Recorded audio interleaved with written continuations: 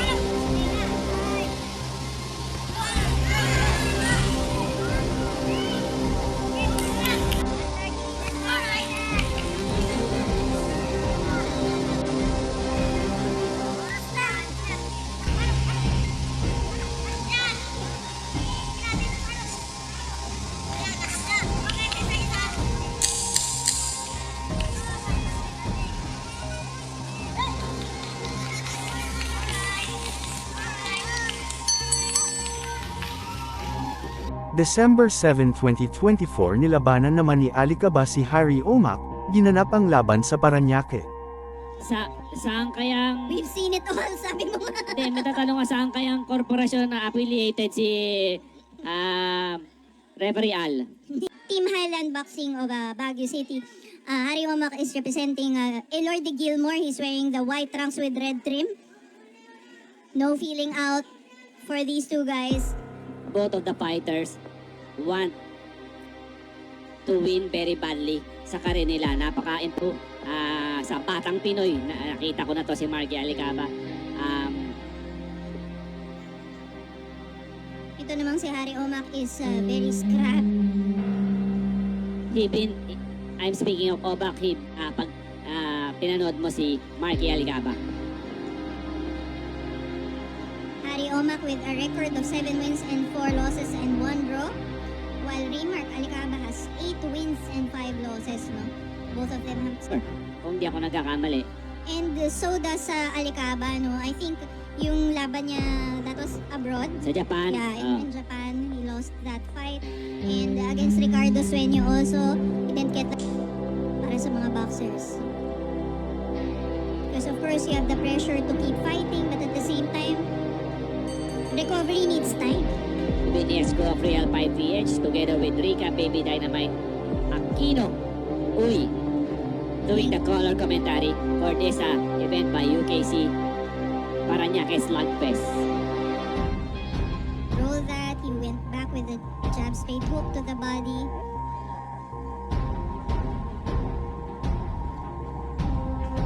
Alam ko yung ALICABA partner, correct me if I'm wrong, kinalaban niya dati yung pareho niyang prospect, si Jericho Gatchalian.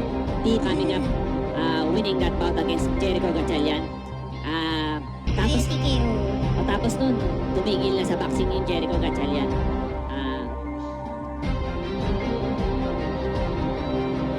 Patiin ko lang yung si Coach Chris Sander Laurente. Kamusta po kayo dyan? Thank you for watching us here in Elorde TV.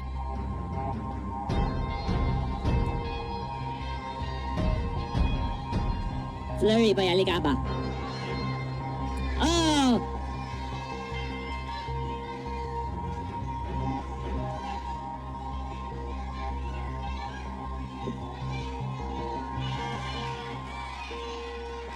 For a brief moment there, no, we Yeah, body.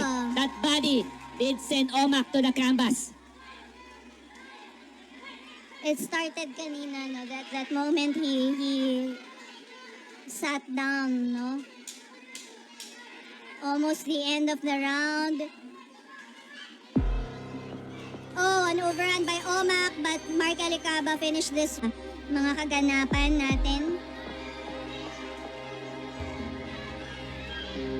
ALICABA is going for the jugular. But Omak is willing to engage. He was able to answer with that combination. Oh, nice left by Omak. At that over. Parang lumakis yung ALICABA partner. Hindi. Oh, Mangkat, ito, ayan ang mga viewers natin are already commenting no kung kanino sila. May mga nagsasabi, yan, supporting ALICABA, Sky Smith, El Motraya. Meron din namang nagsabi na nag-improve daw ang galawan ni Omak, sabi ni Harvey Steven Atis. that very sneaky right did connect for ALICABA. Si Omak pag bumato din no, talagang he's really committed to every punch. Oh, that's left. Partner, pasok yung left ng Omak.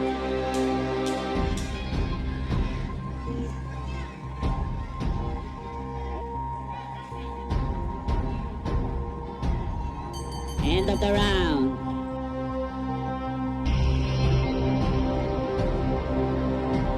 Yes, suslikod next na ang Carlo Diaz versus Ramsey Mondala, no? So, abang-abang lang kayo dyan. Omak is trying to sneak that left to the body. Tama ka, partner. Omak was able to recover from that Yes. knockdown, not only physically but mentally. Mahirap actually mag-recover from a knockdown mentally. Yung will mo to turn the table around should be there. Certainly, no? Pag nandito ka talaga sa industriya, of course, Kailangan kaibigan mo lahat. yeah, you have these beautiful interactions, no, with everybody.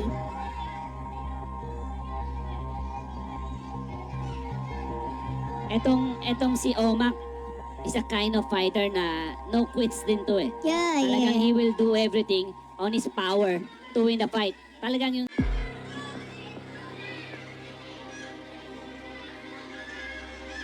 the body again. Send Omak to the canvas for the second time dito sa laban na to.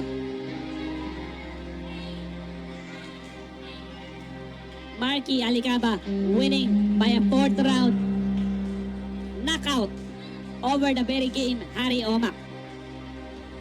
Partner physically, kaya mag-recover eh ng isang boksingero. James Lopez, Jocosol, Kanya.